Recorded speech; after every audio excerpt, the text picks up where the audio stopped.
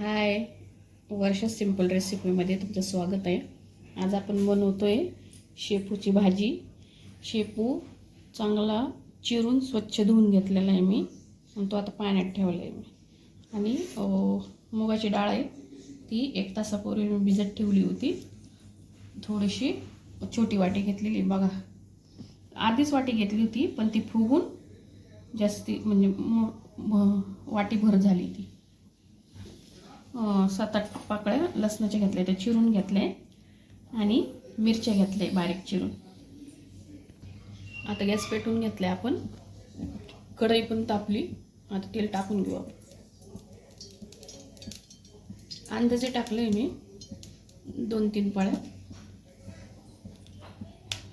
तेल तापून घेऊ आपण।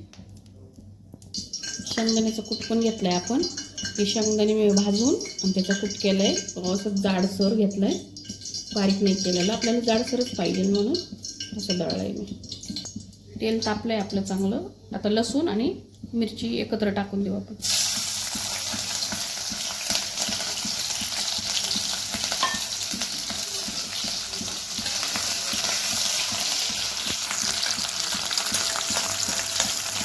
हे तळून घ्यायचं आहे आपल्याला चांगलं।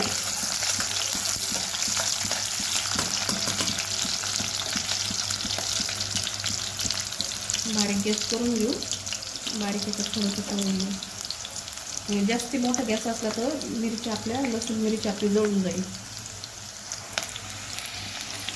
त्याच्यामुळं बारीक गॅसवरच तळायचं आहे आपल्याला ते। आता मीठ टाकून घेऊ आपण।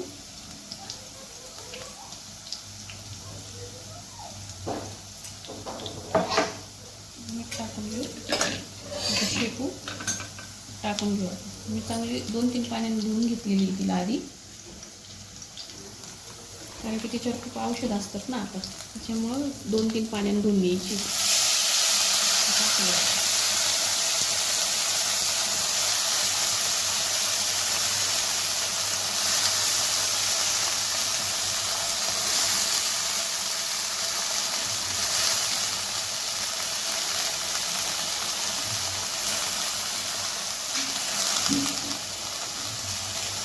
आता लगेच आपण त्याच्यावर डाळ टाकून घेऊया। आपण भिजवलेली डाळ होती बघा, तुम्ही तुमच्या अंदाजे घाला किती, थोडी तुम्हाला जर कमी पाहिजे असेल तर कमी टाका त्याच्यात, आणि मिरच्या पण तुम्हाला जास्ती घालायच्यात घालू शकता तुम्ही तिखटच्या हिशोबाने। आता आम्हाला जास्ती तिखट नाही चालत, आमच्या घरी सगळे तिखटच खातात, त्याच्यामुळं कमी तिखट खातात। आता शेंगदाणे पण आपण घालून घेऊया त्याच्यामध्ये। शेंगदाणे मी थोडे जाडसरच ठेवलेले, जास्ती बारीक नाही करायचे आपल्याला।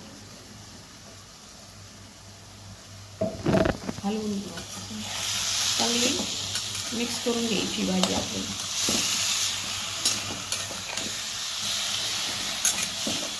ही भाजी खायला खूप चविष्ट लागते, एकदा करून बघा तुम्ही अशा माझ्या पद्धतीने, खूप सुंदर लागते ही भाजी। भाकरीसोबत तर खूपच भारी लागते, मस्त बाजरीची भाकर आणि शेपूची भाजी, बघा एकदा करून। आता हे थोडंसं आपल्याला पाणी घालायचं, कारण की डाळ घातलेली आहे ना आपण, अजून डाळ शिजायची आपली, त्याच्यामुळं अर्धा ग्लास आपल्याला पाणी टाकायचं आहे त्याच्यामध्ये। हे बघा, अर्धा ग्लास पाणी टाकले मी त्याच्यात। आता याच्यावर वाफ काढायची आपल्याला, थोडीशी झाकण बंद करून थोडी वाफ काढून घेऊ। झाकण ठेवूया आपण आणि 5-1 मिनटं वाफ देऊया। आता आपण बघू भाजी आपली झाली का नाही।